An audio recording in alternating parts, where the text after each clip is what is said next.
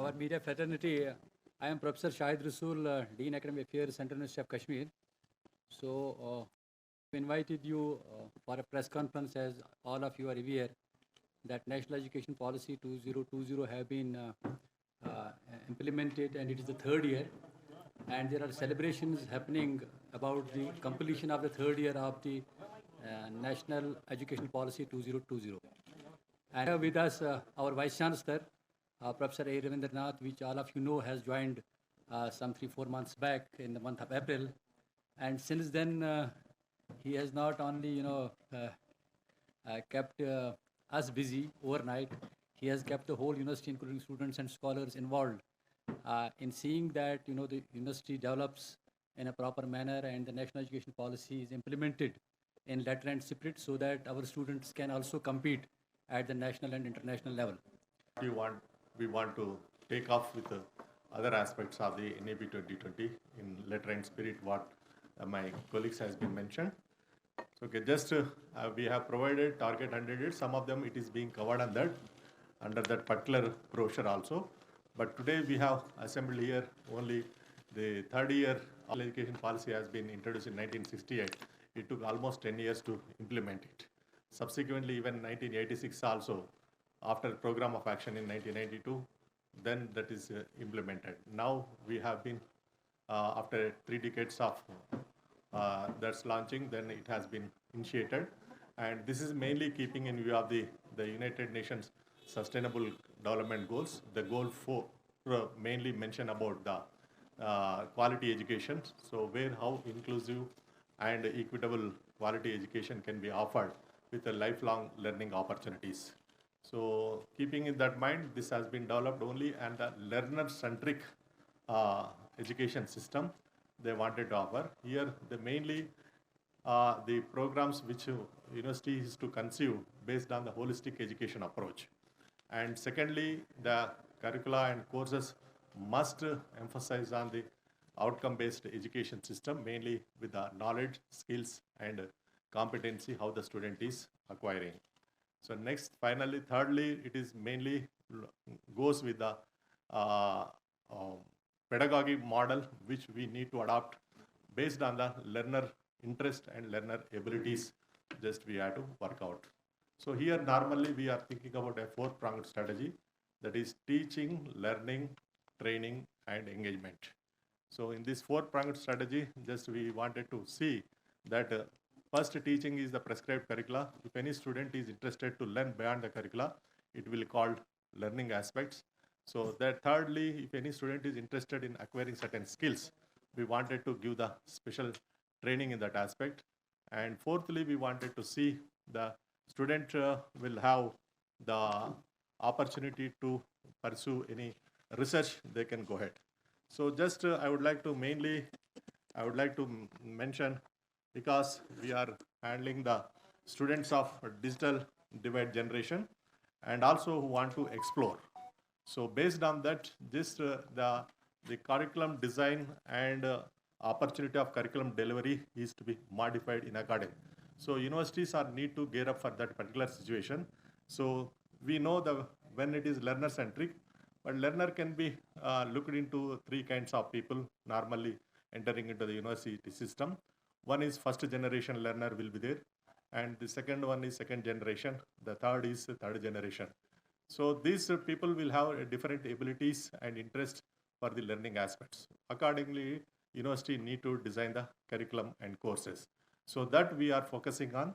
Another aspect we have to see in this also, the learners has different abilities. So based on the abilities, we can call it a gifted learner and average learner and passive learner. So gifted learner is normally a self-motivated guy. So we have to provide certain support and facilities for him, so to study beyond the curriculum which is required. The passive learner, average learner normally requires a motivation. So for that, the teachers are designing specifically how they can motivate and make him to be a good outcome-based learner to get into either in employment or into higher education system. The passive learner mainly needs an attention where the remedial classes will be arranged for the students and they make them to bring into the mainstream.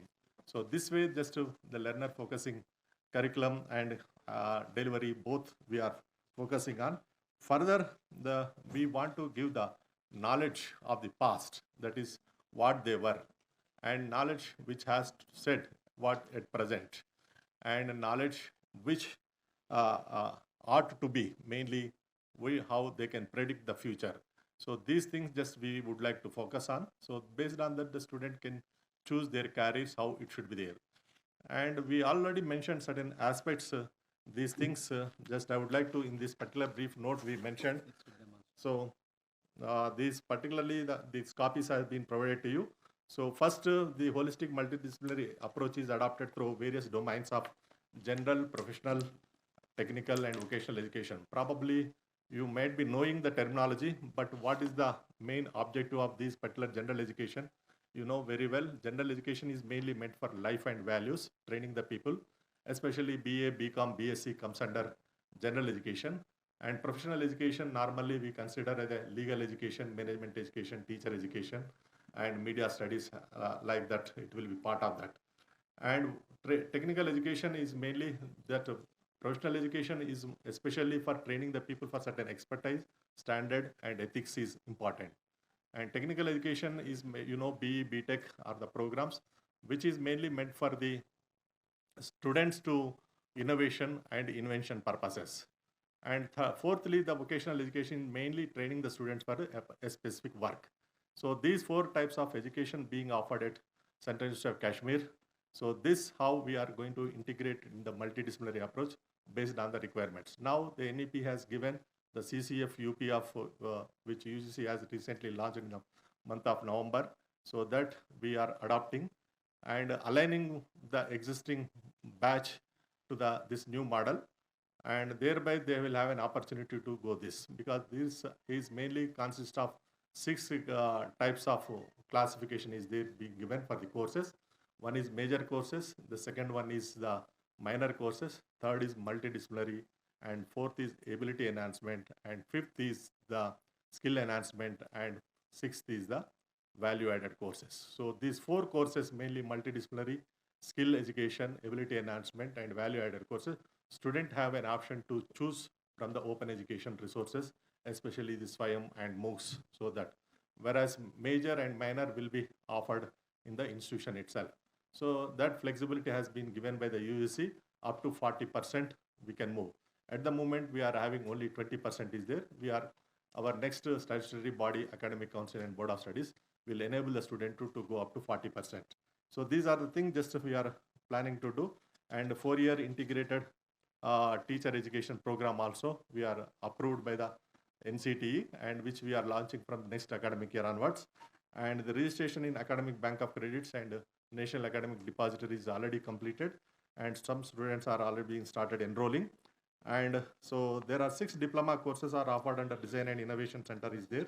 So yeah. Okay. So these are the things just at the moment existing is there. Now what we intend to do also just we made.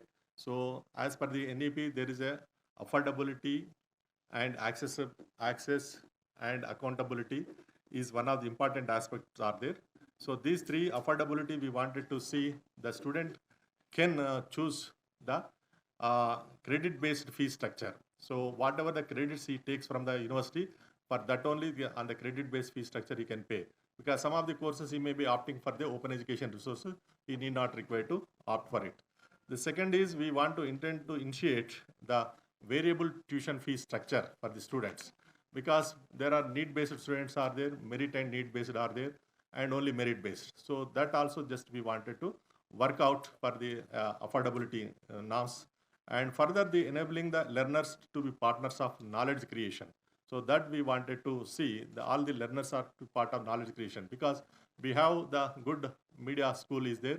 So we wanted to develop most of the curriculum content into e-content mode, and subsequently we wanted to deliver through various educational YouTube channels created by the students themselves, or the faculty themselves, or scholars themselves.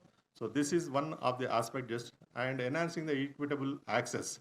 So we are launching the School of Honors and Finishing Studies or Skill Studies program. So this will enable for the dual degree mode.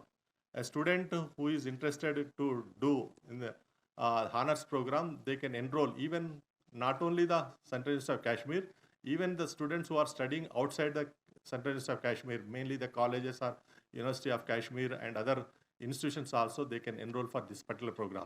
This we wanted to offer in the immersion model. So this is which we envisaged, and probably you may understand the subsequently when the policy is being made for this particular one. So this is mainly address the student career path based on the employability needs and also innovation culture and enterprising abilities. So another one is we wanted to creation of instructional media center to develop digital and online courses with the standard protocol of learning process and dissemination of knowledge. So through social and media educational channels to expand lifelong learning opportunities. And further, we wanted to have the facilitating design your own courses. Probably recently you might have been known about University of Jammu. They wanted to start design their own programs, degrees. But we wanted to have design your own courses under exit model. So that will be the thing. We wanted to go ahead. So in the exit provision, there is 4 credits of theory will be there, 6 credits of experiential learning will be there. The students, them because they are the most informed students, so they can design the what are the market driven options are there and opportunities are there. Based on that, they can design the courses. In that, we will provide the experts to deliver at least 12 out of 30 hours as expert lectures, and remaining 18 hours students under self-access interactive learning, so they will complete it. So thereby 2 credits is like that, they complete it, 4 credits. Then 6 credits, we provide the experiential learning by attaching to any of the industry or service sector or the research organization to get that particular practical exposure, and to subsequently those 10 credits help them to exit the program and they can get an employment opportunity. So this is one thing just we are thinking about under enhancing equitable access. So next, signing translatable MOUs. So far MOUs has been signed, we are not able to translate into the action.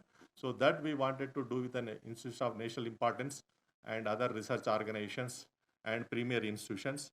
And not only that, even industries, manufacturing and service sector and NGOs, etc.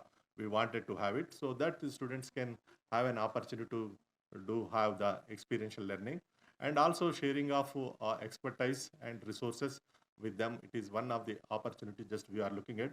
Even the internship trainings also just we wanted to do under this particular MOUs.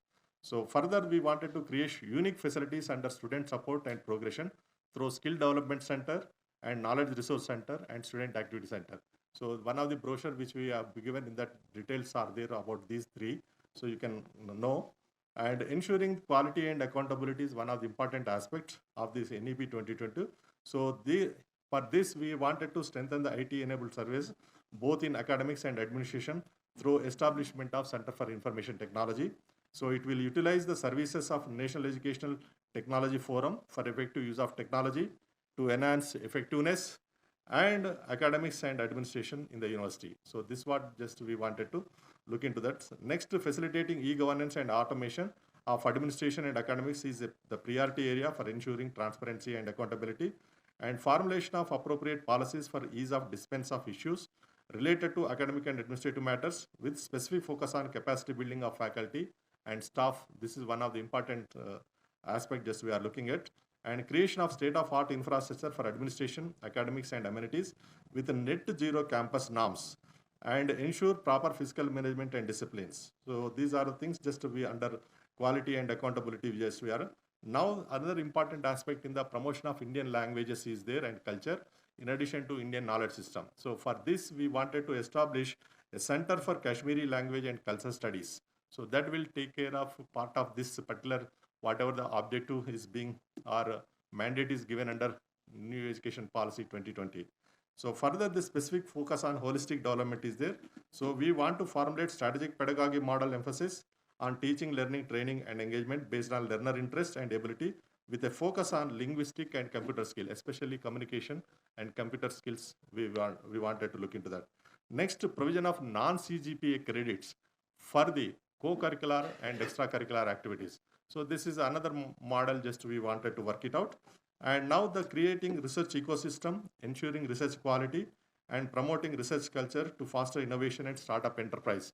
So this is mainly the concluding things of the strategy which we modeled. And you are knowing that the implementation of NEP-20 requires a concerted efforts from the central, state governments, and educational institutions, teachers, parents, and other stakeholders.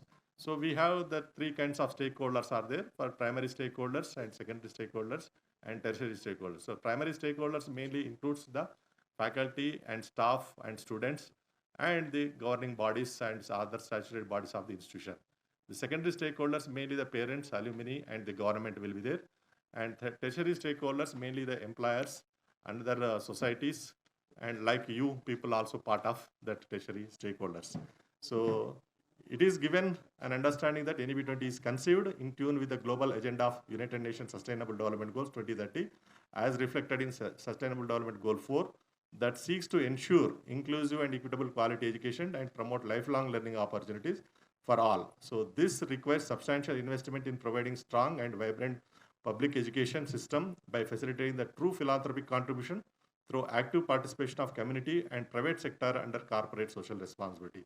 So this we are wanted to have. And finally, transforming India's education system to meet the demands of rapidly evolving global landscape and foster competent and skilled and knowledgeable citizenry capable of contributing effectively to society and the economy. So this is the main concept behind this NEP 2020 and how we are geared up and prepared for